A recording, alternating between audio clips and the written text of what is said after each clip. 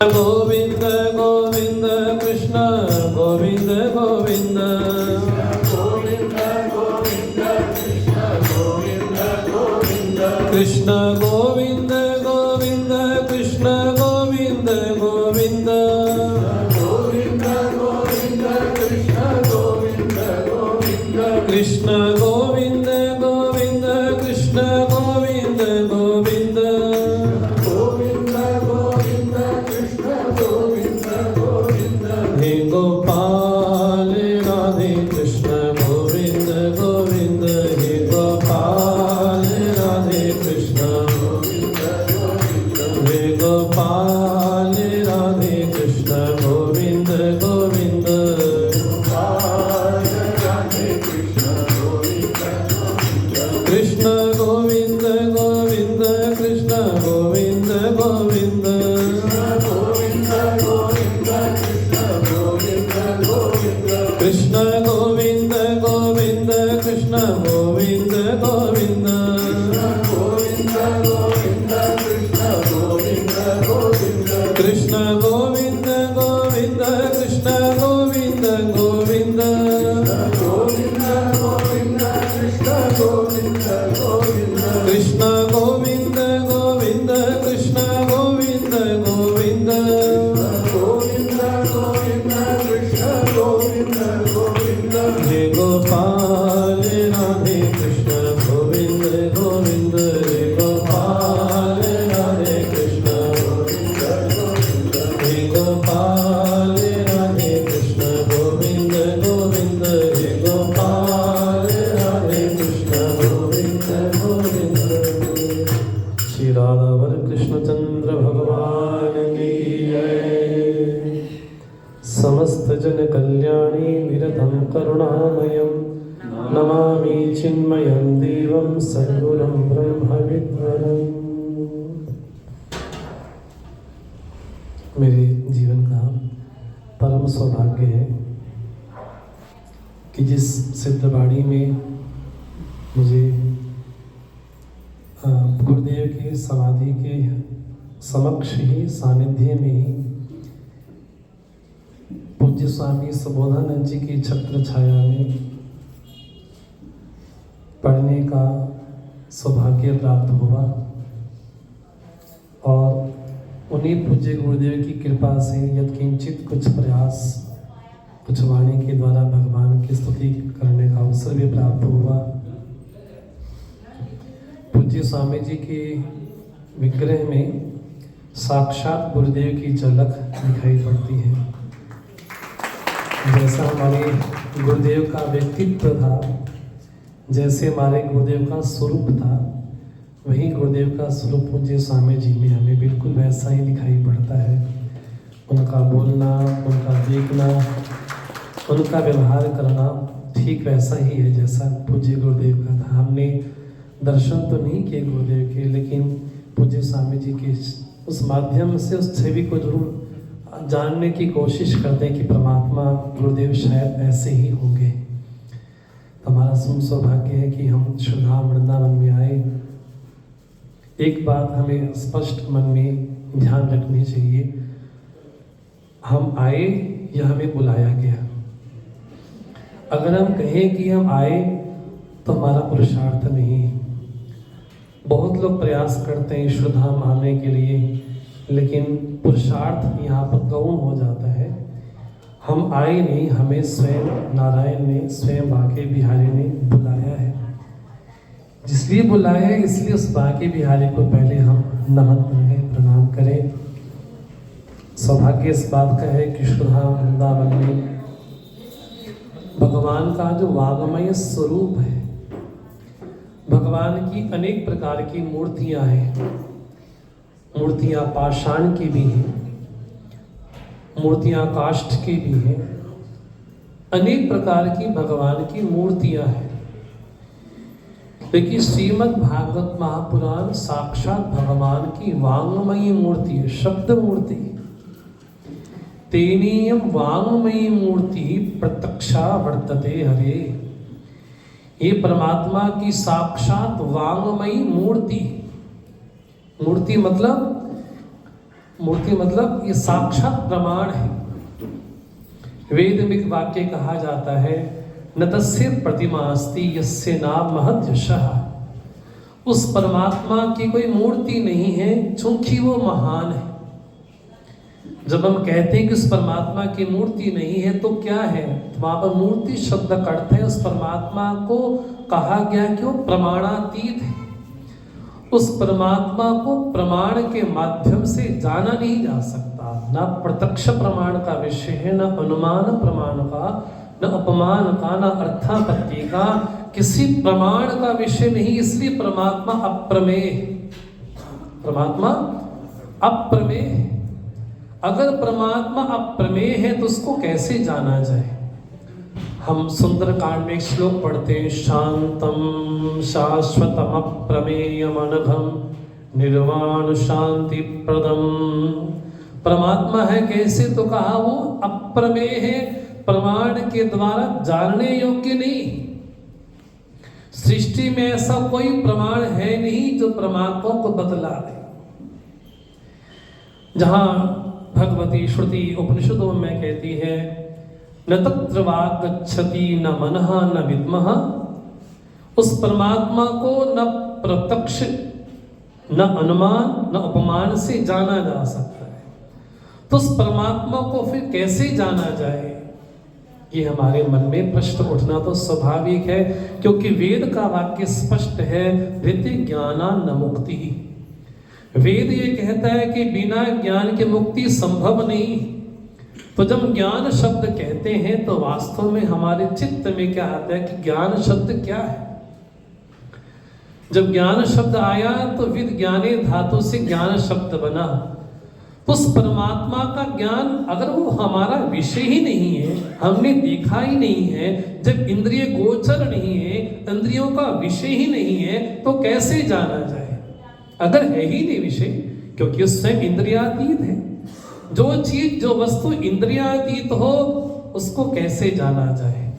इसलिए परमात्मा की असीम कृपा हम सब पर हुई कि भगवान ने जो असीम तत्व है उसको सीमित करके बतलाया, जो दुर्बोध तत्व है उसको सुबोध करके बतलाया, जो बिल्कुल दुर्गम है उसको बिल्कुल सुगम कर दिया।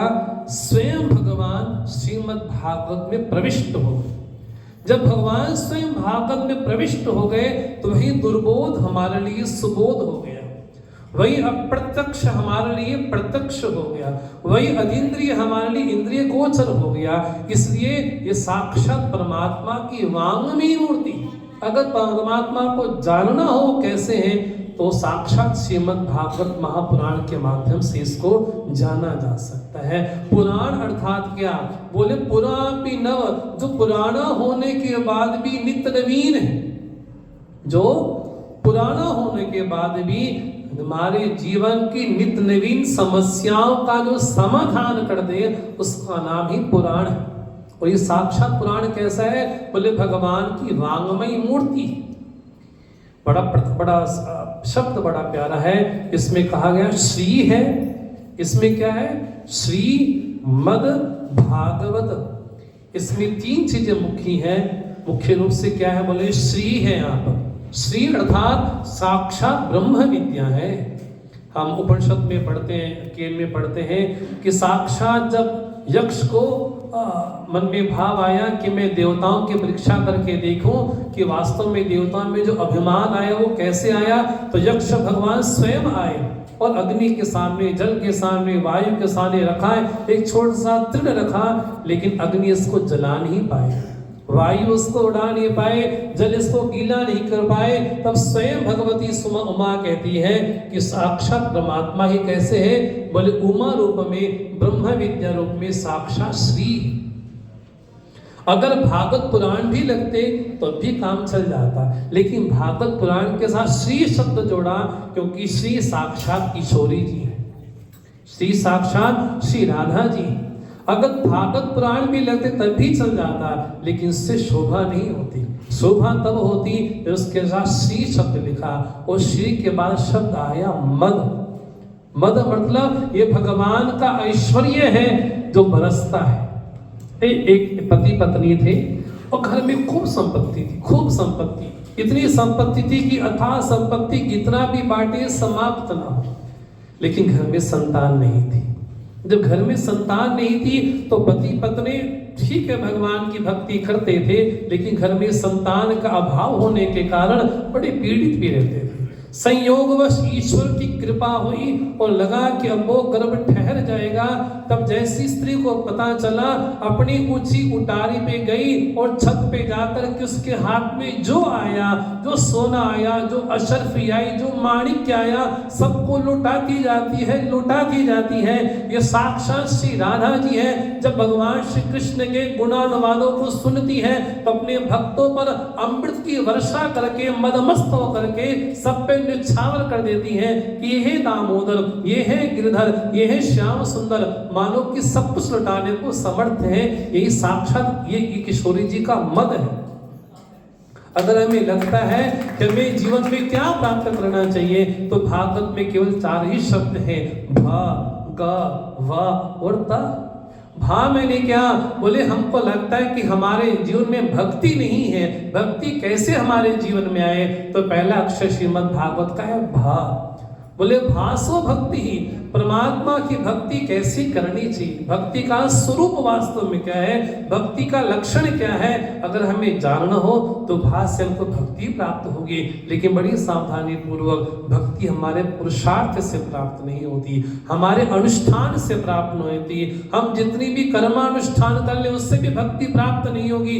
हाँ, चित्त जरूर शुद्ध हो जाएगा, चित्त शुद्ध होना एक बात है, लेकिन भक्ति प्राप्त होना एक बात है। वेदांतिनी में कहा गया, कर्माणि चित्त शुद्ध्यर्थम एकाग्रार्थम उपासनम ब्रह्म विज्ञानम। उस परमात्मा को जानने के लिए केवल ही ज्ञान साधन है वेदांत डिंडिमा, लेकिन चित्त की शुद्धि मात्र से भक्ति प्रविष्ट हो जाएगी, सो बात नहीं। बोले परमात्मा आते कैसे हैं, बोले प्रविष्टा कर्ण रंध्रेण। परमात्मा हमारे चित्त में आते कैसे, बोले कानों के माध्यम से हमारे चित्त में परमात्मा स्वयं प्रवेश करते हैं। तो भक्ति कहाँ से प्राप्त हो, बोले भास से भक्ति। तो श्रीमद् भागवत में को क्या प्राप्त होगा, भगवान के जो 12 स्कंद हैं, जो भगवान के 12 चिन्ह हैं, वास्तव में जो 12 अक्षर मंत्र है, ओम नमो भगवते वासुदेवाय, इन 12 अक्षर की व्याख्या ही श्रीमद् भागवत महापुराण है।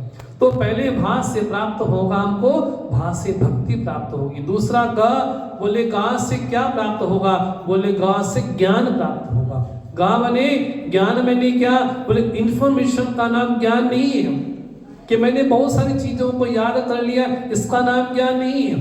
तो वास्तव में ज्ञान क्या है, यहाँ पर तो महात्म्य में कहा गया कि भक्ति के पुत्र ही ज्ञान में रहते हैं। ज्ञान बने क्या, बोले निज स्वरूप का ज्ञान होना ही वास्तव में ज्ञान है। उस भागवत में हमको क्या प्राप्त होगा, बोले साक्षात मैं कौन हूं ये पता चलेगा। अद्वैत मकरंद में कहा गया, अहम अस्मि सदा भामी न कदाचित अहम अप्रियः। मैं हूं और मैं प्रत्यक्ष हूं, और कभी भी कोई भी ऐसा व्यक्ति नहीं है यहाँ पर बैठा हुआ जो अपने आप को स्नेह ना करे, अपने आप को प्यार ना करे, क्योंकि उपनिषद ये कहता है आत्मनस्तु कामाय सर्वं प्रियं भवति। ये वेदांत का घोष है। तो कहाँ से ज्ञान प्राप्त होगा, और बोले वहां से वैराग्य प्राप्त होगा, वहां से वैराग्य प्राप्त होगा। जीवन में वैराग्य किसको बोलते हैं, हमें लगता है कि कुछ नहीं पहनना, वस्त्रों को छोड़ देना और बाहर के हिमालय में जाके निवास कर लेना, बोले इसका नाम वैराग्य है। अन्न छोड़ देना, इसका नाम वैराग्य है। बोले वैराग्य का मतलब है सामने वस्तु हो उसके बाद भी हमारा चित्त वहां पर ना जाए, वास्तव में यही वैराग्य का स्वरूप है। और अंतिम शब्द है ता मैंने त्याग है। क्या बोले त्याग, बोले किसका त्याग करना, बोले जीवन में हर वस्तु का उसका त्याग करना पड़ता है जो परमात्मा के रास्ते में अविरोधी। मीरा कहती है, तजी ही ताई हरि मुखन कौन संग, जिन्हें न राम वेद प्रिय वेदे। जिनको राम प्रिय नहीं है उनका बिल्कुल त्याग कर देना चाहिए। यद्यपि परम स्नेही हमारा कोई निकट से निकटतम संबंध भी क्यों ना हो, बोले तब भी उसका हमको त्याग कर देना चाहिए। तो ता से हमको त्याग प्राप्त होता है। वास्तव में त्याग का क्या स्वरूप है हमको भागवत में प्राप्त होता है। एक छोटा सा कथानक बता के अपनी वाणी को विराम करूंगा मैं, क्योंकि आज पूज्य महाराज जी आरंभ करेंगे। मैं ज़्यादा समय नहीं लूँगा। मैं एक थोड़ा सा कथानक प्रारंभ करूँ कि वास्तव में भागवत क्यों सुने, सुनने का मतलब क्या है, सुनने का भाव क्या है, सुनने से मिलेगा क्या।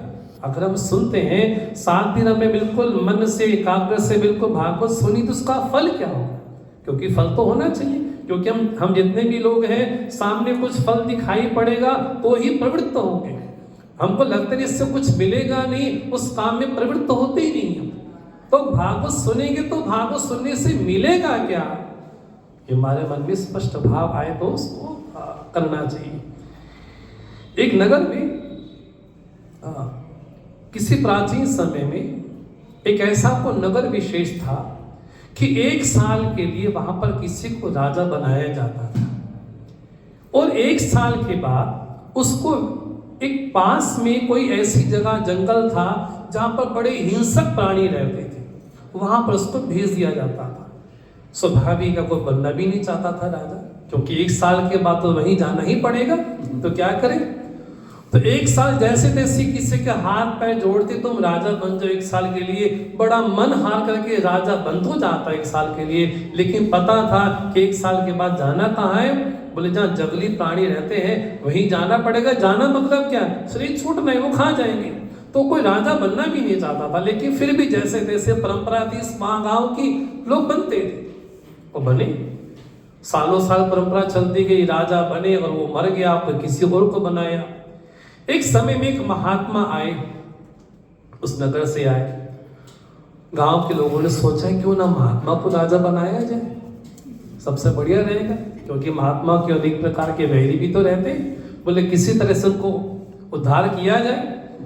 बोले महात्मा से कहा गया कि महाराज हमारा मन है कि आप यहाँ के राजा बने।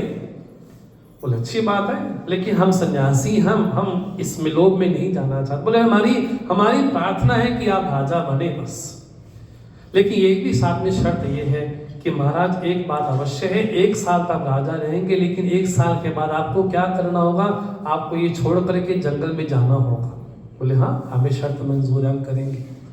तो राजा रूप में जैसे ही महात्मा पहले दिन बैठे, उन्होंने क्या काम किया, राज्य की व्यवस्था तो संभाली, लेकिन साथ में जो दुर्गम था, जो जंगली इलाका था, उसको 1 साल तक इतना बढ़िया तैयार कर दिया।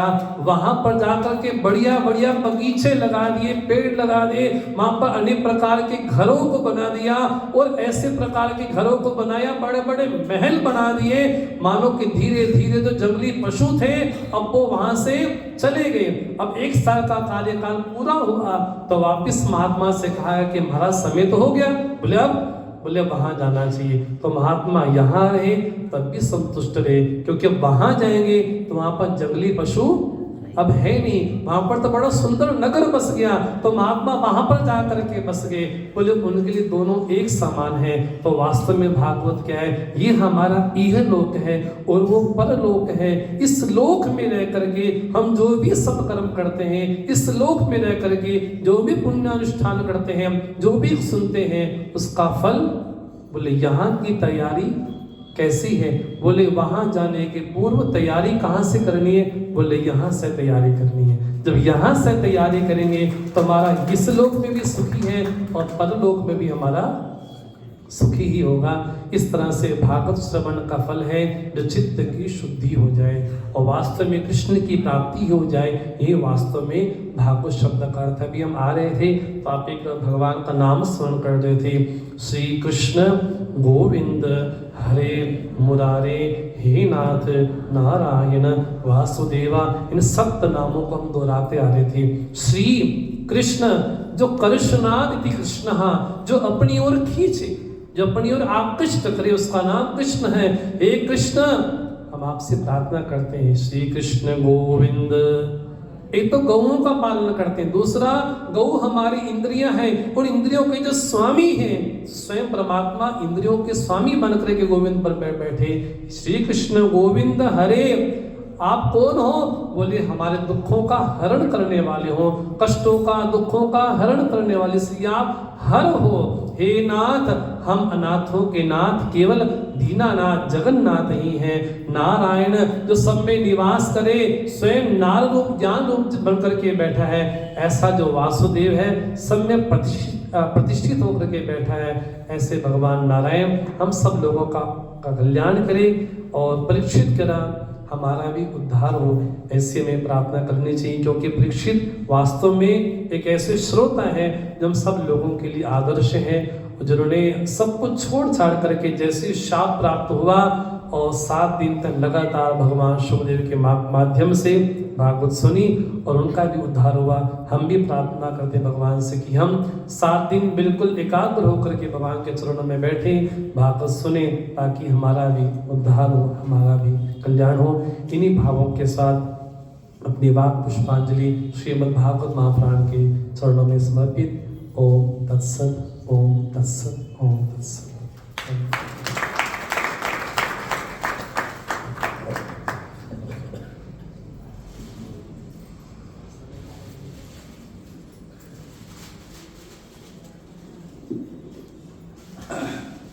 पहले मंगलाचरण के श्लोक गाएंगे, फिर